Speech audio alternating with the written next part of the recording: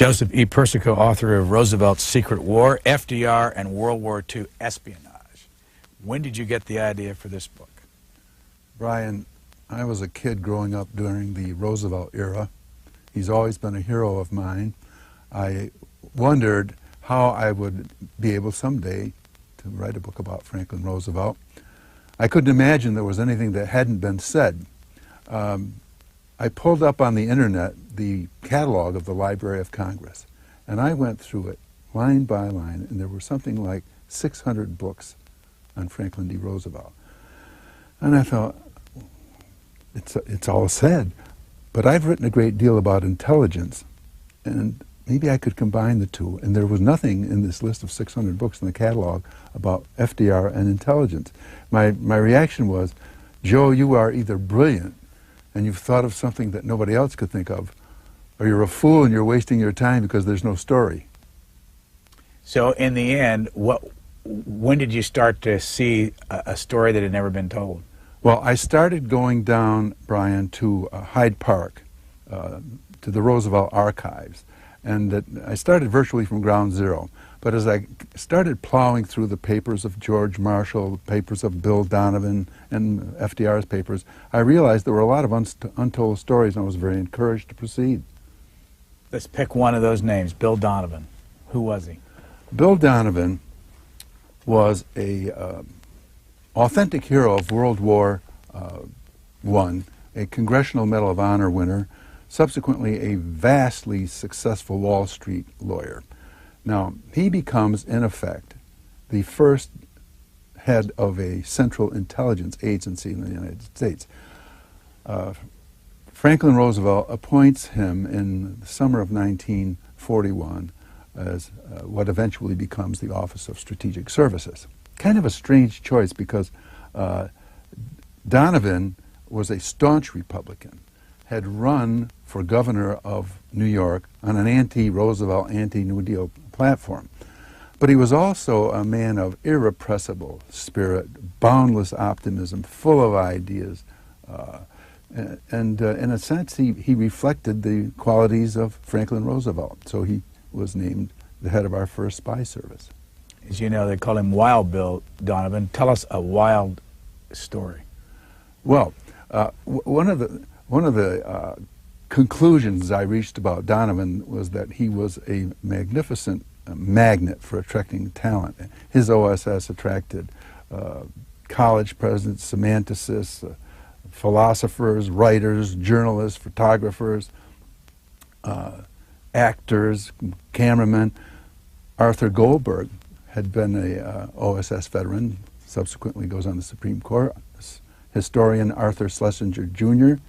was with the OSS. The French chef, Julia Childs, was with the OSS. But what kind of struck me about Donovan is the crack-brained ideas that he could advance. One of which was that his agents would somehow intrude into Hitler's diet. Substances that would cause the Fuhrer's breasts to swell, his voice to rise, and his mustache to fall out. Another idea that he came forward with was to drop leaflets over Japanese troops which show pictures of Japanese women involved in compromising positions with Caucasians, which presumably would demoralize them in seeing that their women were not being faithful. The thing that was surprising to me is that these crazy ideas did not turn FDR off at all. He didn't reject them out of hand because he loved the surreptitious, the furtive, the clandestine, and the covert.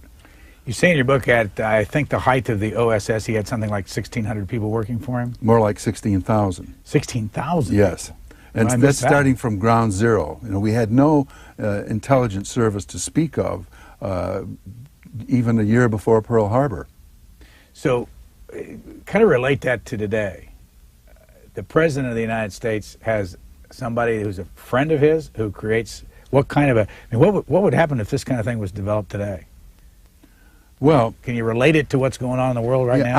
I think that the real parallel here is the shocking unexpectedness of Pearl Harbor and September 11th. How could this happen? after the fact, the strand of intelligence that leads from A to B to C to Pearl Harbor may stand out glaringly. And after the fact, the strand of intelligence that runs from X to Y to Z to the World Trade Center and the Pentagon may seem to stand out glaringly. But before the fact, this intelligence doesn't come in single strands. It comes in great bundles. You know, we were breaking the Japanese code. There were hundreds of messages available to the president.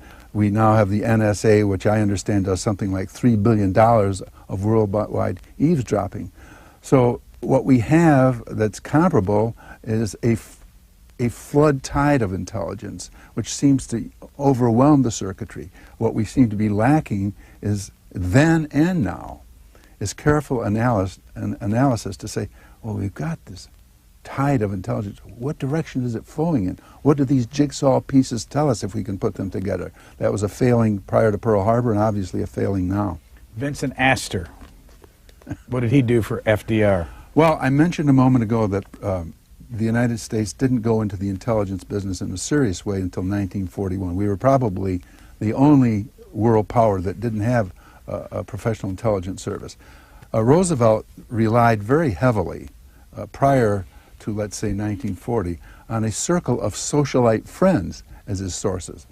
There were a group of them who styled themselves the Club, and they had taken a shabby apartment on New York's Upper East Side. They had an unlisted phone number. They had a secret mail drop.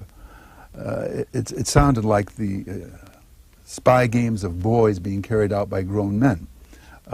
The chief figure in this outfit called the Club was Vincent Astor, one of the wealthiest men in the country. Which one is he in this photo at top? Vincent Astor is the one to the right of the bar on the ship where he's standing. Or to the left of FDR? Let's see, it looks to me like he's to, yes. And who was he? Vincent Astor was the heir of a massive fortune in the United States. He was a socialite, but he was also a man interested in causes, owned probably the biggest chunks of real estate in Manhattan. He and his other members of the Club, while they seemed like dilettante amateurs, had this value for FDR: they were very highly placed. For example, Astor was the director of Western Union, and consequently, he was privy to the kinds of cables which were going from foreign embassies in the United States back to their homelands. And though it was illegal, he had these cables intercepted, and he passed this intelligence along to FDR. Another member of the Club was Winthrop Aldrich, who at the time was the head of the Chase Manhattan Bank. Aldrich knew about international financial dealings. He could report to FDR all the money that was going into and coming out of the Russian spy front in the United States, the Amtorg Trading Company. But this was a pretty unsophisticated level of intelligence for a country the size of the United States at that point. Well, in 1939 and 40, what kind of an intelligence gathering operation did FDR have? Did he have an official one? No, he doesn't begin a formal, official, central intelligence agency until the summer of 1941. What he has before that are the military services, the Office of Naval Intelligence. He has the Military Intelligence Division of the Army, and he has the FBI. And he's very unhappy with the lack of coordination, and doesn't that ring a bell today? For example, at one point, to try to get these people moving in the same direction, he calls a meeting of Hoover, as head of the FBI, the head of military intelligence and naval intelligence. Hoover doesn't deign to come. Just says, I'm not coming. Well, he had to be ordered by FDR finally to come. We had the Army and Navy with the lunatic handling of the messages that we were decoding, particularly Japanese diplomatic traffic. They had this rivalry in which the Army would decode messages on even days, and the Navy would do it on odd days. They had a system where they would share who got to deliver the plum traffic to the president. The Army would do it in certain months, and the subsequent month would be in the Navy.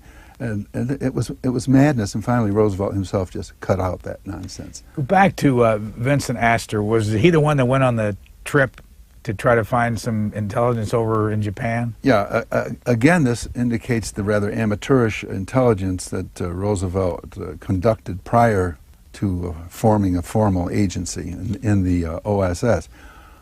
Astor had a magnificent ocean-going yacht called the Nurmahal. It had a crew of over 40 members.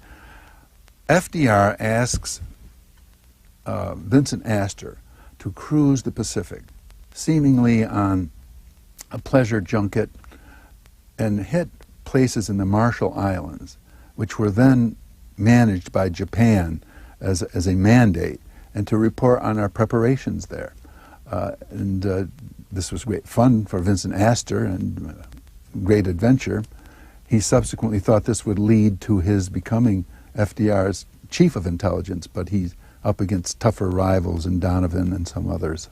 John Franklin Carter, got a photo of him in your book. Who is he? John Franklin Carter, interesting man, was a columnist in Washington.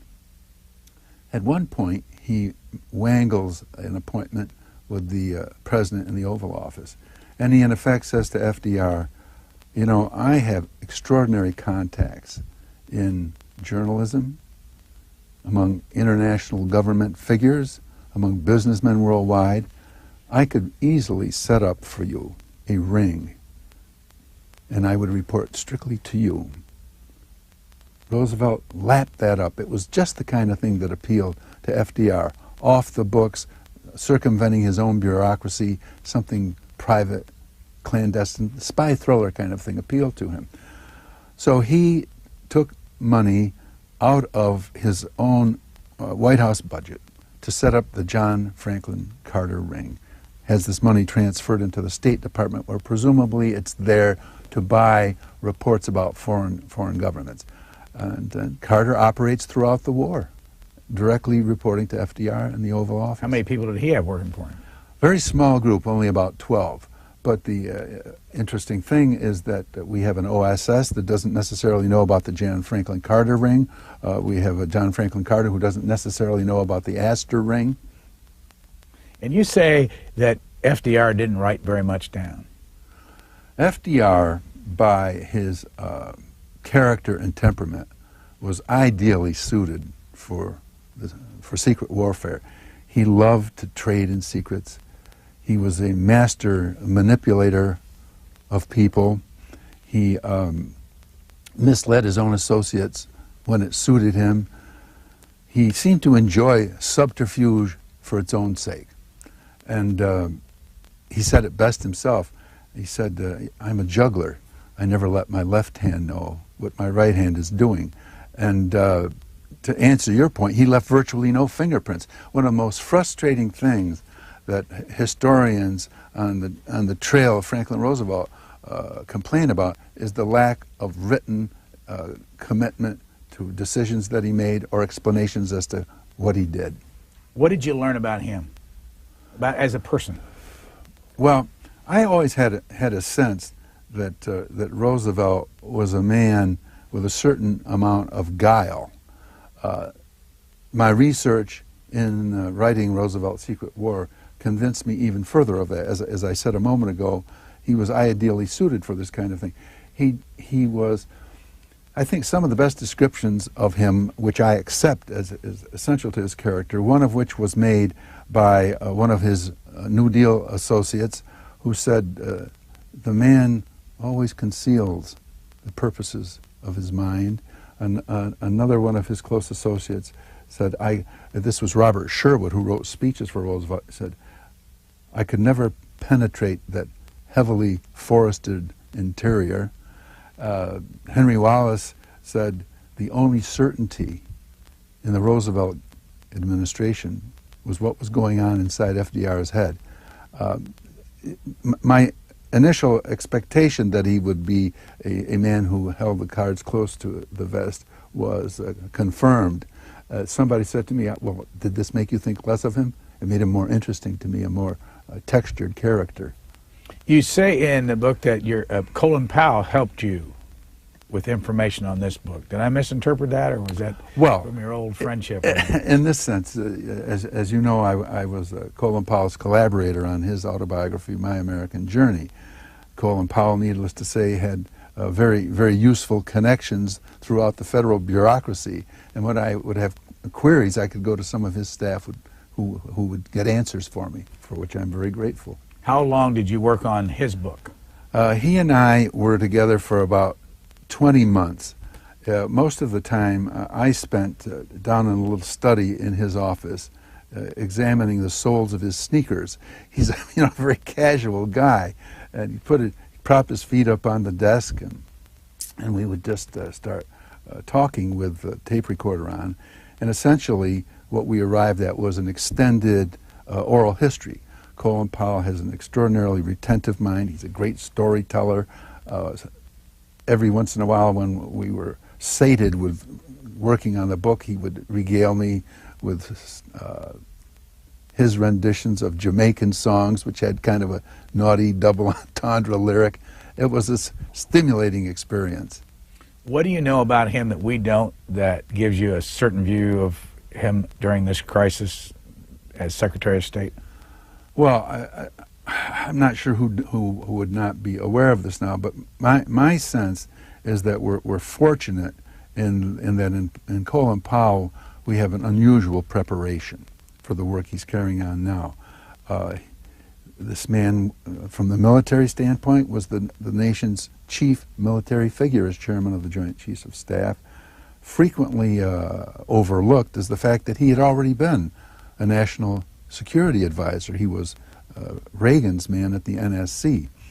And then he's developed a worldwide reputation for integrity, intelligence, candor, so that in building coalitions, this is enormously important. So I think we had an extraordinary combination in Colin Powell, and I would say, in short, the man I see is resolute, but at the same time reasonable. That's a comfort. But just on a personal level, if somebody came to you and said, Joe, I'm going to go meet Colin Powell, I got to do business with him, what would you tip him off to do? Well, I will tell you, Brian, what I told my wife when I first met Colin Powell. I went down to the Pentagon the very day before he retired from 35 years in the military. He's now chairman of the Joint Chiefs. And we were just kind of sizing each other up for the collaboration. And I went home, and my wife said, well, what is he like? And I said, Colin Powell is the most comfortable man in his skin whom I have ever met. And what I would tell somebody is pretty much expect a direct, casual figure with no guile, no side to him. So how did you get to all this? Where'd you first get interested in being a writer? Well, I wanted to be a writer ever since I was a kid. Finally, I backed into writing, I guess. I was, for many years, chief speechwriter for Governor and later Vice President Nelson Rockefeller. Did that for a long time, as I say, and started out, the first 5 years I loved it, the next 3 years I tolerated it, the final 3 years I hated it. It had nothing to do with my boss, it was that I wanted to write my own books. And finally, rather late in life I would say, in my 40s I started writing my own histories and biographies. I counted in the front part of the book that this would be your 9th book. Did we miss any? Not that I'm going to admit to, yes. These you wrote in 94 about Nuremberg, in 91 about William Casey, right. In 98 about Edward R. Murrow, yeah. In 79, Piercing the Reich, the penetration of Nazi Germany by American secret agents during World War II. How much of that book led to what you're doing here? Well, it led to a sense of confidence that I could write reasonably well about intelligence, and I did that book. Another book that dealt with intelligence was Casey, William J. Casey, who subsequently becomes the director of Central Intelligence, and who I first had met in talking to him about Bill Donovan's OSS. Casey, as the Brits would say, had a pretty good war. Casey was posted in England during the latter part of World War II, And he was responsible for one of the great triumphs during that period, which was something the British said couldn't be done, and that is we got a number of teams inside Nazi Germany, into something like 60 German cities. So this would have been a coup for the OSS and a coup for the Roosevelt administration of the war. What is magic? The U.S. code crackers were working very hard prior to 1940 in breaking the Japanese diplomatic code. They called it Code Purple. They finally broke that code, and it was broken by a team led by a man named Frank Rowlett. Rowlett and his people were now able, in effect, to place the President of the United States on the distribution list of the Japanese Foreign Office, because we're breaking these messages. They're available in a very short time. It may be a message from the Foreign Office in Tokyo to the to the Japanese ambassadors in Washington. We're breaking that code, and these messages go up to President Roosevelt very quickly. And that's what the magic operation was. Very important because our breaking of the Japanese codes were responsible for our 1942 victory in the Pacific at Midway, which is a turning part of that war. And Frank Rowlett is what kind of a guy back then? And where did he operate from? Frank Rowlett was operating out of a former girls' school in the Northern Virginia suburbs of Washington called Arlington Hall. He operated with a very small group of people. I can't imagine they made a great deal of money. They worked for the Army as cryptographers, but they were very dedicated, and their breakthrough was really a significant advance for us. One of the things that they enabled us to do by breaking the Japanese codes, we also were able to find out German intent. How did that come about? Because the Japanese had an ambassador posted to Berlin. His name was Oshima. Oshima was a rabid pro-Nazi. Consequently, he won the confidence of Adolf Hitler.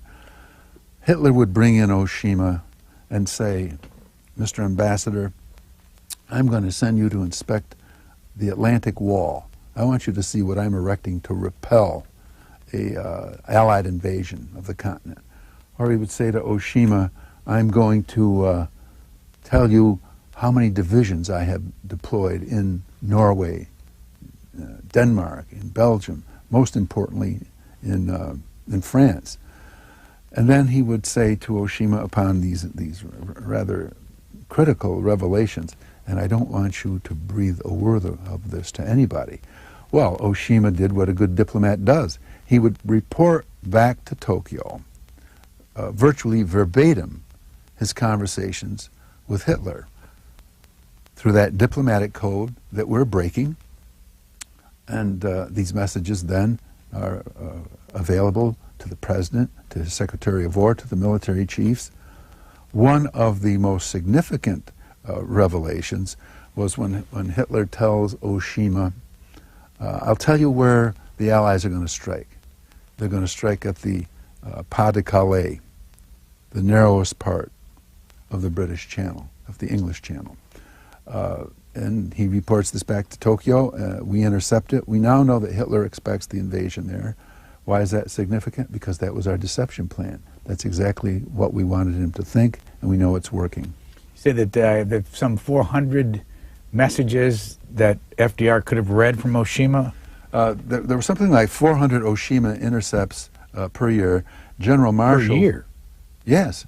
General Marshall said that he was our best source of information on German intentions. He was our best agent, an unwitting agent, albeit. And for the President, it was not simply peeking at the other fellow's hand, it was like holding the other fellow's hand. So the President's in the Oval Office, and every day they could bring in these Oshima messages. And did the Japanese ever find out that the President knew all this stuff? It's really extraordinary. In 1942, after the Battle of Midway, The Chicago Tribune front-paged a story which practically blew the secret. The Tribune headline read, in effect, Navy knew Japanese war plan. Well, how else would we have known it? The story is virtually saying we're breaking the Japanese code. Astonishingly, while any cab driver in Chicago could have drawn that conclusion, the Japanese considered their code unbreakable. They used the same compromised code to the end of the war. You mentioned the Chicago Tribune, and again, I want to try to relate it to the atmosphere we're living in right now. First of all, when you read this book, your first thing that comes to mind is that FDR knew a lot more than the American people ever knew. And I wonder if you think that our president today knows a lot more than we'll ever know about what's going on in the world. Well, I would think the president does. I would think the intelligence gathering agencies do, because it's almost like a criminal investigation or manhunt that we're on now, and by revealing everything you know, you also tip off your adversaries as to what you know. You dry up sources, you compromise people. I think it has to be that way.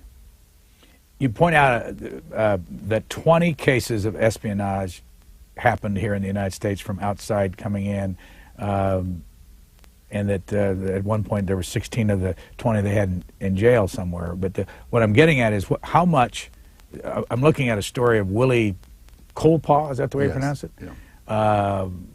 How much of the, are the enemy coming inside this country did we have back in World War II? Surprisingly little. The FBI had rounded up almost all agents operating with the United States. However, Hitler was very unhappy with the job being done by his intelligence service, the Abwehr, and pressured Admiral Canaris, his intelligence chief, to do something more dramatic. The result was an operation called Pastorius, in which 8 Germans who had lived in the United States, 2 of whom had been U.S. citizens, and men who had gone back to Germany, were recruited to form this team. They were put ashore in the United States via submarine in the summer of 1942 to carry out espionage. One of them decided to rat on his other comrades, thinking this would make him a hero. And so they were all quickly rounded up. This story is fairly well known. What is far less known was Roosevelt's attitude towards these saboteurs. He immediately directs his Attorney General, Francis Biddle, to organize the trial outside of the civilian courts through a military tribunal. And he said to Biddle, in effect, these are agents of the enemy. They've come ashore in wartime, they're in civilian clothes. I don't think there can be any doubt as to what their fate must be. So he keeps this case out of the civilian courts because the rules of evidence are strict, the opportunities for appeal seem to be endless.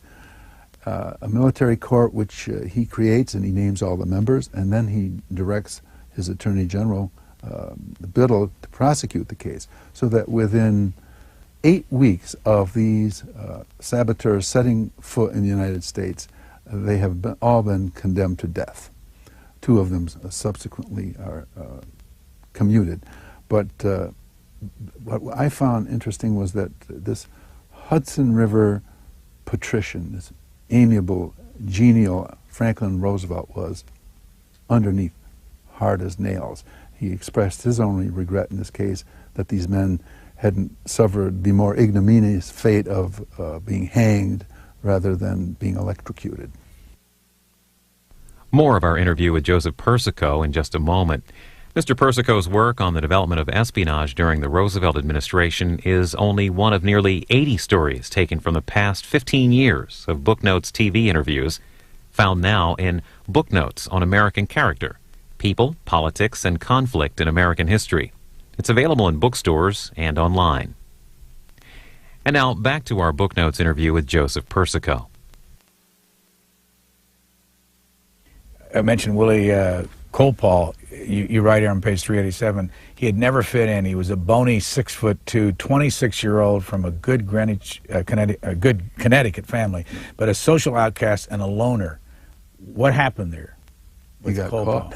What did he do, though? What was that story? Well, Cole Paul, as you've just read, didn't seem to fit anywhere. He had German ancestry, and consequently he was enamored of what was happening in Germany and very much impressed by Hitler's early victories, and manages to get himself thrown out of the U.S. Navy for being overtly pro-Nazi, manages through merchant vessels to get himself to Europe, and he volunteers with another figure to carry on probably the last attempt the Nazis made to land saboteurs ashore on the United States. He meets one of his former schoolmates who persuades him that this is madness. Cole Paul turns himself in, serves a modest sentence after the war. We knew we had victory in hand now, and there wasn't quite this spirit of vengeance that FDR had expressed earlier. But you put, I mean, one of the things is interesting is that he was dropped into Frenchman's Bay up there, and I assume in Maine, so he got back into the country. Right. He did make it back to the United States with a bundle of money. He had a good time with the Fuhrer's dollar supply, but was useless as an agent. I think the lack of appropriateness of this man and the previous team I talked about is an indication of how weak German intelligence was as targeted against the United States. Who's this fellow right here? That man is Ernst Putzi Hanfstaengl. That was his nickname, Putzi. He had been a close personal associate of Hitler's. He handled the foreign press for Hitler. He was a pretty good pianist, and he was dubbed Hitler's piano player.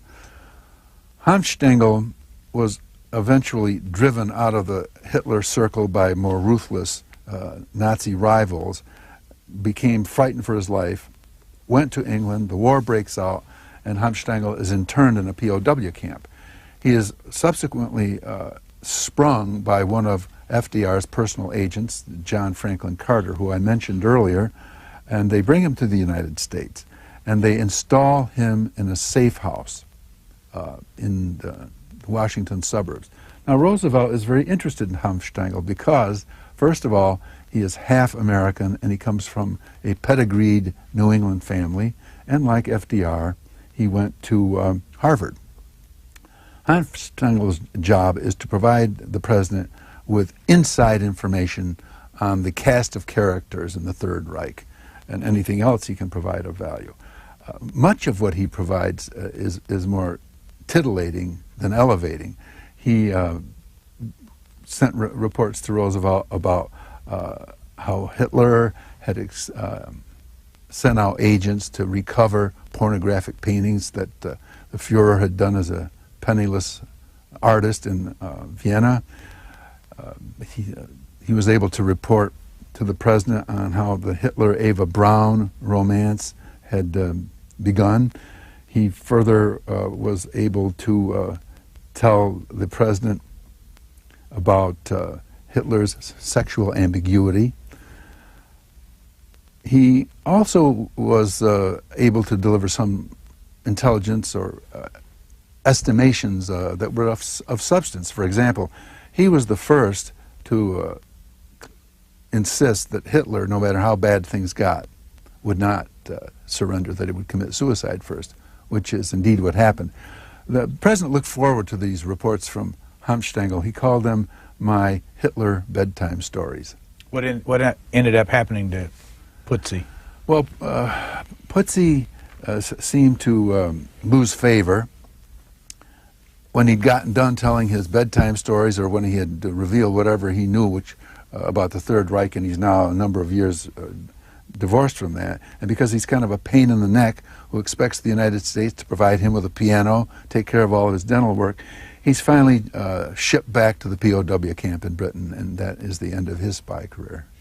Also, you have sprinkled in your book some stories that, if it were to happen today, they would keep some cable networks going for about 3 months. And what I'm getting at is things like the Eleanor Roosevelt Joseph Life story, the personal side of that. Where do those did the president know about those kind of stories? Well, there's an interesting dichotomy in in Hoover's relationship with FDR and with Eleanor Roosevelt.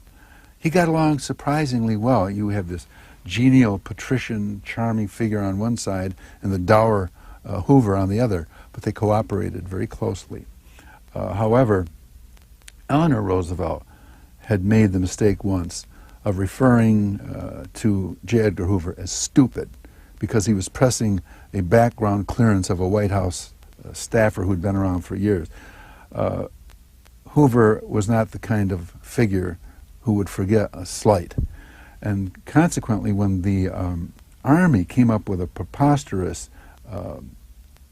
report that Eleanor Roosevelt had been involved in a sexual tryst with her young protege, Joe Lash, Hoover kept this information in his own private files to the day of his death.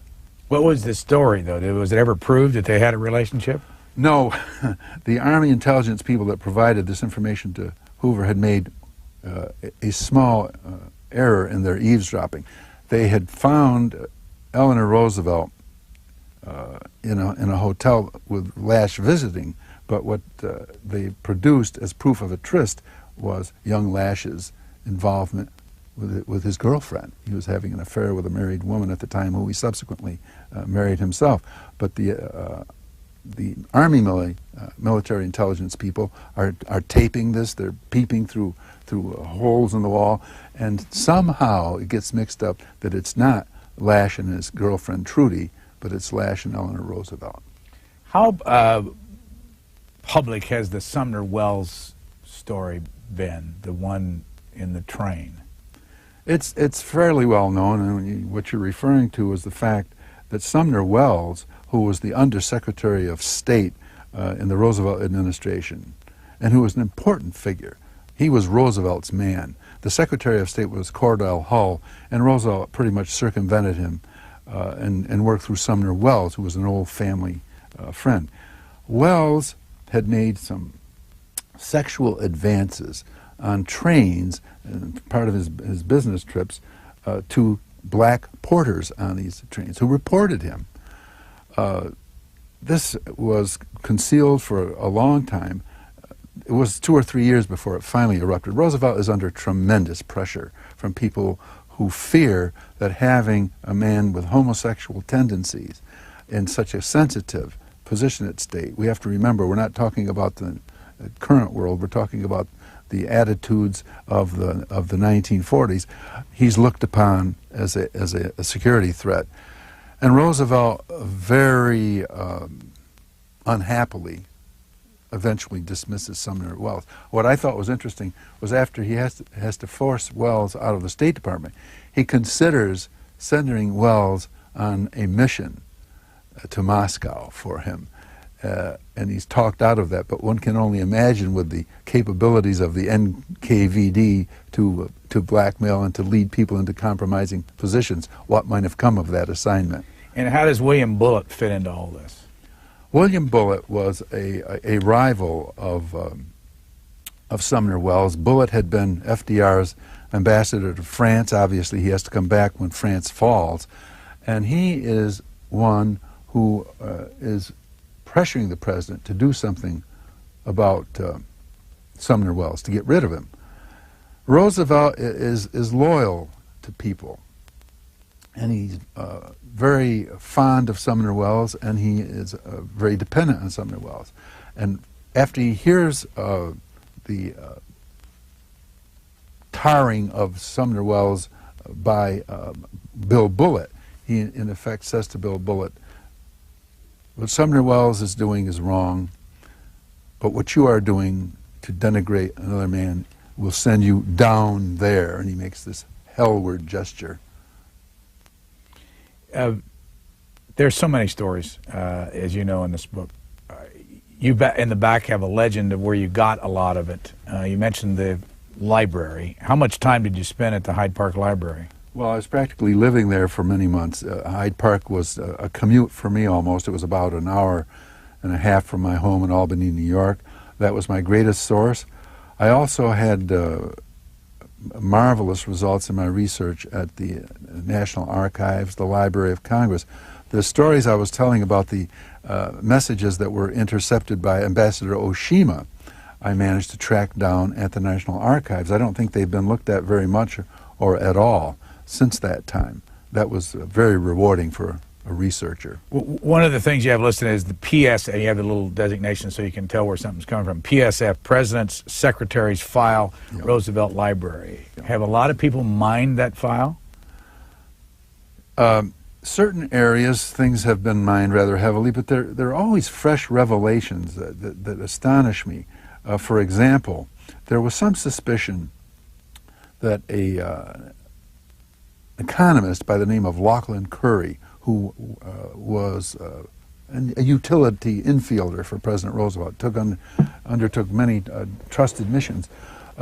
There was some suspicion about his loyalty, and I'm plowing through the archives at Hyde Park, and I find that Lachlan Curry was the White House man tracking the development of a secret explosive, RDX.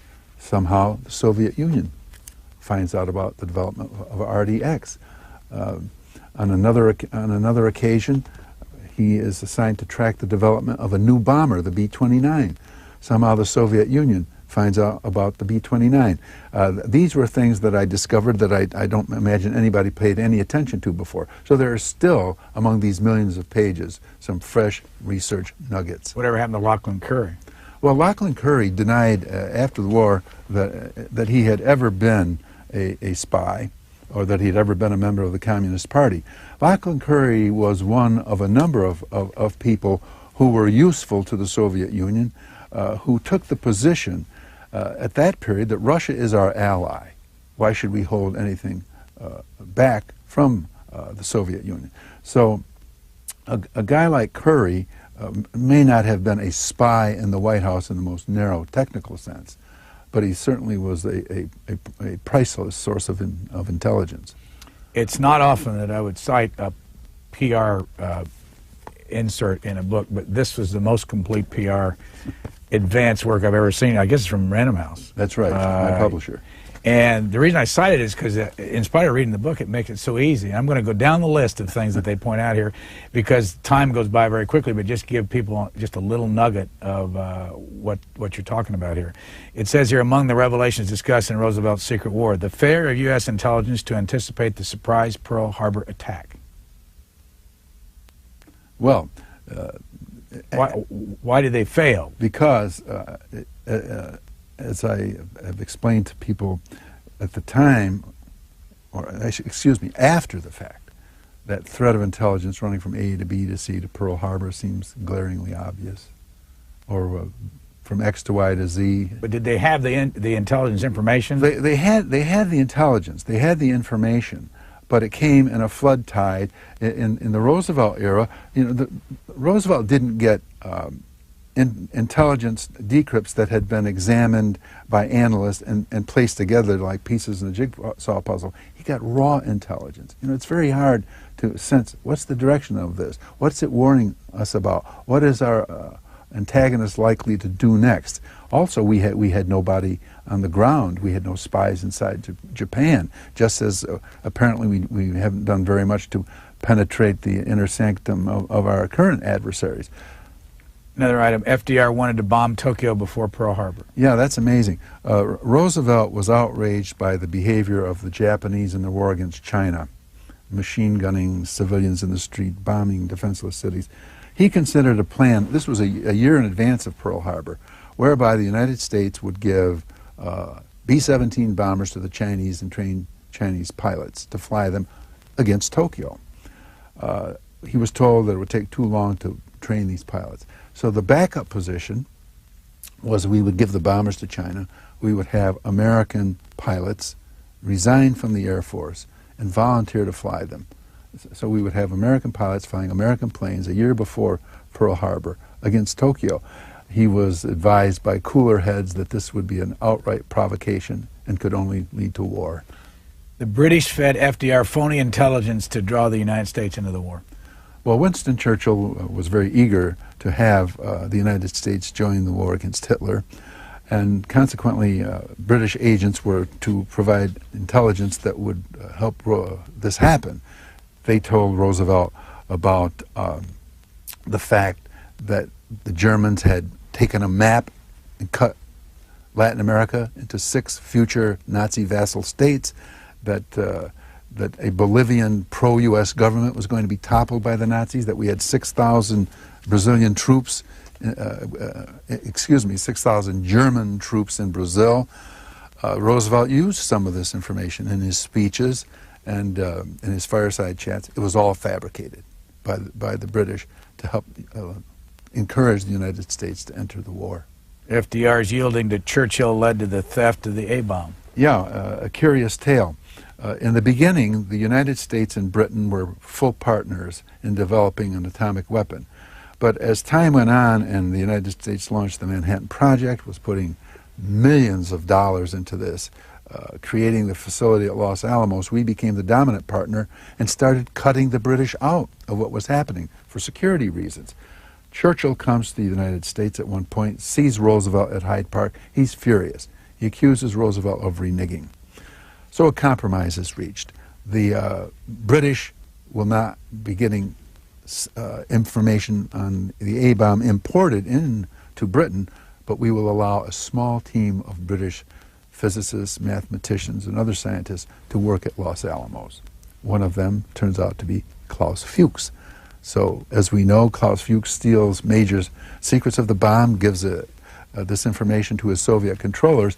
He is at Los Alamos because of a deal cut between Franklin Roosevelt and Winston Churchill. What happens to Klaus Fuchs? Fuchs is finally unmasked several years after the war in 1950. He was sentenced to, I think, a 14-year prison term. Eventually, upon his release, he continued his work in East Germany. How did he get into this in the first place? Well, Klaus Fuchs had been a young, avid communist in his native Germany. Things got very tough for communists in Germany as the Nazis came to power, so he fled to Great Britain and eventually became a British citizen. Back to the PR sheet here, which, by the way, did you write this? I made some suggestions. Because, you know, sometimes the authors don't, and they're always surprised by what's in here. A leaked FDR plan led Hitler to declare war on the United States. Yeah, this is frequently overlooked, Brian, that the United States did not declare war on Germany. We declared war only on Japan on December 8th, 1941. Why did Hitler do something seemingly so rash? There was a leak of an important document called Rainbow 5, a contingency plan that Roosevelt had called for. What would we need should we go to war against Germany by 1943? How many divisions? How many ships? How many aircraft? How much fuel, etc.? Chicago Tribune gets a hold of this secret plan and front pages it, does not play it as a contingency plan. The Tribune plays it as a war plan. And the headline says, FDR, 5 million troops against Germany by 43. And when Hitler declares war on the United States, 4 days after Pearl Harbor, he virtually quotes this. He says, President Roosevelt intends to make war against us by 1943. So in declaring war against the United States, he doesn't view it as being rash. He views it as anticipating the inevitable and getting the draw on the U.S. The relationship between FDR and Joseph Stalin. Well, the president recognized that Stalin was taking 80% of the casualties during World War II and inflicting 80% of the casualties on the Germans. So he was very, very eager to cultivate and placate Joe Stalin, would bend over backwards. I'll give one example. There is the long-standing controversy about the Katyn forest. Who murdered 9,000 Poles in the Katyn forest? The Germans claimed the Soviet Union did it. The Soviet Union claimed that it happened when the Germans occupied this territory. This story was rather controversial for half a century. Interestingly enough, Roosevelt and Churchill knew from day one that these murders of the Poles had been done by the Soviet Union on Joe Stalin's orders. They didn't say anything, again, because they did not want to alienate Stalin, who could conceivably make a separate peace with Germany. Then we would have been left with the bulk of the fighting and the bulk of the casualties. Page 273, this seemed to be one of those sentences that people who don't like FDR probably use when they're talking about him. And this is a quote, "I think if I give Stalin everything I possibly can and ask for nothing from him in return, noblesse oblige, he won't try to annex anything and will work with me for a world of democracy and peace." Where does that come from? It comes out of Franklin Roosevelt's character, which is a reliance on an almost overwhelming charm. Roosevelt could charm almost anybody, and he thought that he could charm Joe Stalin by being utterly respectful and admiring and not questioning anything that Stalin did, underrating the hard pragmatism of a Joe Stalin. Did that hurt us in the negotiations? Well, it hurt us to the extent that, for example, the story I just told about the Katyn Forest, that we are not letting the American people know that the monstrousness of Stalin is not all that different from that of Adolf Hitler. But in the end, I don't accept the charge that Roosevelt gave the store away at Yalta, which is a common conclusion of many who discuss this era. He was too forgiving and too accommodating to Stalin, but I don't think he gave anything away that created our post-war confrontation with the Soviets. Did you learn anything about his relationship with Winston Churchill that you hadn't known in the past? It was a relationship that started poorly. Franklin Roosevelt had a tremendous ego. As a young Assistant Secretary of the Navy, he had visited Britain, and he'd come away with a very poor opinion of Winston Churchill. He said that Winston Churchill had not shown any respect for him. He called Winston Churchill a stinker. Subsequently, when Pearl Harbor is attacked, Churchill calls him and says, "We're all in the same boat now." They pretty much behave that way, although we have two men, both with giant egos, and they do collide occasionally, because Britain's objectives are not the United States objectives, and this is clearest in Churchill's determination to win this war, at least in part, to be able to restore the British Empire, much of which has been taken away by the Japanese. And Roosevelt wants to go in the opposite direction. He wants this war to serve the human end of allowing countries to develop their own independence, their own freedom. So there is a real collision. You say that President Kennedy's father, Joseph Kennedy, called him at one point, quote, he was angry, called him a crippled SOB. Remember where that quote came from, and why did he call him that? Joe Kennedy had a son, Joe Kennedy Jr., the elder brother of a future president. Roosevelt was very insistent that a certain secret operation take place in which an aircraft would be loaded with high explosives. Pilot and the co-pilot would head it towards a target, V-1s and V-2s, the German secret weapon launching sites. The pilots would bail out, and a guide plane would in effect lead this flying bomb towards the target through radio remote control. Churchill opposed this. Churchill was afraid that the Nazis would retaliate against London, and Roosevelt took the position, we know they're developing these secret weapons, they're going to strike London anyway. So this plan, Aphrodite, went forward, and on the first mission, Joe Kennedy and his pilot take off with this explosives loaded aircraft. It explodes mysteriously. Both men are killed. Joe Kennedy Sr., who at one point had been Roosevelt's ambassador to Great Britain, runs into Harry Truman at an event. Truman is then Roosevelt's vice presidential candidate in the 1944 election. And Joe Kennedy says to Harry Truman, "Harry, what are you doing working for that crippled SOB who killed my son Joe?"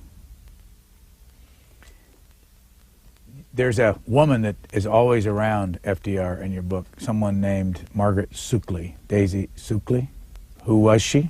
And where did you get the information about her? Daisy Suckley was a distant cousin of Roosevelt. She's in the middle in this picture. Let me take a little closer look. Yes. And Daisy Suckley was a person who Roosevelt would confide in, things that he would not tell to anybody else. He felt perfectly comfortable because she adored him. He knew he had her absolute trust. So he told her things that, for example, would have very much surprised other members of the Roosevelt team. One of which was the state of FDR's health. From the last year, at least, of FDR's life, he was a dying man. He had been examined at the Bethesda Naval Center by cardiologists. They realized he had astronomic blood pressure, that he was suffering from hardening of the arteries. Amazingly, Roosevelt never asked a question. He never asked what was the result of these examinations, what had they found. A cardiologist is assigned to him in the White House who checks him out daily. He joshes with the cardiologist, gossips with him, never asks about his condition. So one would have the sense that he doesn't know what's happening, or doesn't want to know. But he, on one occasion, in one of these private sessions with his confidant and distant cousin, Daisy Suckley, he says, in effect, I am very sick, much sicker than I've been told. And if I am sick enough, I will not run for another term. I must be convinced that I can complete another term. He's talking about a fourth term. And as we know, he's right on one count. He runs again. He's wrong on another count. He dies only 4 months into his fourth term. Unfortunately, no, fortunately, I have about 100 more questions for you, but unfortunately, time is up. Our guest has been Joseph Persico. His book is called Roosevelt's Secret War. Thank you very much for joining us. Thank you for having me, Brian. Flowing in. What do these jigsaw pieces tell us if we can put them together? That was a failing prior to Pearl Harbor and obviously a failing now. Vincent Astor.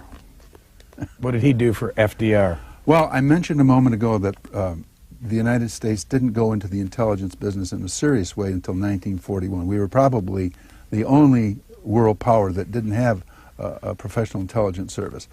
Roosevelt relied very heavily prior to, let's say, 1940 on a circle of socialite friends as his sources.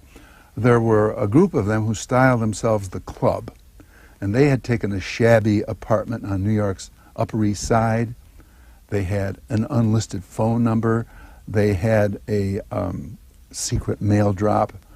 It sounded like the spy games of boys being carried out by grown men. The chief figure in this outfit called the Club was Vincent Astor, one of the wealthiest men in the country. Which one is he in this photo at top? Vincent Astor is the one to the right of the bar on the ship where he's standing. Or to the left of FDR? Let's see, it looks to me like he's to, yes. And who was he? Vincent Astor was the heir of a massive fortune in the United States. He was a socialite, but he was also a man interested in causes. Owned probably. Let's pick one of those names. Bill Donovan. Who was he? Bill Donovan was a authentic hero of World War I, a Congressional Medal of Honor winner, subsequently a vastly successful Wall Street lawyer. Now, he becomes, in effect, the first head of a central intelligence agency in the United States. Franklin Roosevelt appoints him in the summer of 1941 as what eventually becomes the Office of Strategic Services. Kind of a strange choice because Donovan was a staunch Republican, had run for governor of New York on an anti-Roosevelt, anti-New Deal platform. But he was also a man of irrepressible spirit, boundless optimism, full of ideas, and in a sense he reflected the qualities of Franklin Roosevelt. So he was named the head of our first spy service. As you know, they call him Wild Bill Donovan. Tell us a wild story. Well, one of the conclusions I reached about Donovan was that he was a magnificent magnet for attracting talent. His OSS attracted college presidents, semanticists, philosophers, writers, journalists, photographers. Joseph E. Persico, author of Roosevelt's Secret War, FDR, and World War II Espionage. When did you get the idea for this book? Brian, I was a kid growing up during the Roosevelt era. He's always been a hero of mine. I wondered how I would be able someday to write a book about Franklin Roosevelt. I couldn't imagine there was anything that hadn't been said.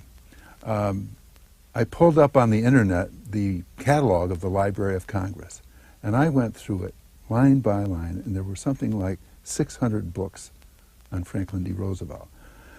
And I thought, it's all said, but I've written a great deal about intelligence, and maybe I could combine the two. And there was nothing in this list of 600 books in the catalog about FDR and intelligence. My reaction was, Joe, you are either brilliant and you've thought of something that nobody else could think of, or you're a fool and you're wasting your time because there's no story. So in the end, when did you start to see a story that had never been told? Well, I started going down, Brian, to Hyde Park, to the Roosevelt archives, and I started virtually from ground zero. But as I started plowing through the papers of George Marshall, the papers of Bill Donovan, and FDR's papers, I realized there were a lot of untold stories, and I was very encouraged to proceed, even a year before Pearl Harbor. So, kind of relate that to today. The President of the United States has somebody who's a friend of his who creates what kind of what would happen if this kind of thing was developed today? Well, can you relate it to what's going on in the world right now? I think that the real parallel here is the shocking unexpectedness of Pearl Harbor and September 11th. How could this happen? After the fact, the strand of intelligence that leads from A to B to C to Pearl Harbor may stand out glaringly. And after the fact, the strand of intelligence that runs from X to Y to Z to the World Trade Center and the Pentagon may seem to stand out glaringly. But before the fact, this intelligence doesn't come in single strands. It comes in great bundles. You know, we were breaking the Japanese code. There were hundreds of messages available to the president. We now have the NSA, which I understand does something like $3 billion of worldwide eavesdropping. So what we have that's comparable is a flood tide of intelligence, which seems to overwhelm the circuitry. What we seem to be lacking is then and now is careful analysis to say, well, we've got this tide of intelligence. What direction is it? Actors, cameramen.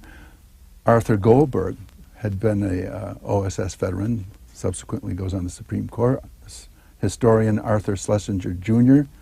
was with the OSS. The French chef, Julia Childs, was with the OSS. But what kind of struck me about Donovan is the crack-brained ideas that he could advance. One of which was that his agents would somehow intrude into Hitler's diet. Substances that would cause the Führer's breasts to swell, his voice to rise, and his mustache to fall out. Another idea that he came forward with was to drop leaflets over Japanese troops which show pictures of Japanese women involved in compromising positions with Caucasians, which presumably would demoralize them in seeing that their women were not being faithful. The thing that was surprising to me is that these crazy ideas did not turn FDR off at all. He didn't reject them out of hand because he loved the surreptitious, the furtive, the clandestine, and the covert. You say in your book at, I think, the height of the OSS, he had something like 1,600 people working for him? More like 16,000. 16,000? Yes. And Well, that's starting from ground zero. You know, we had no intelligence service to speak of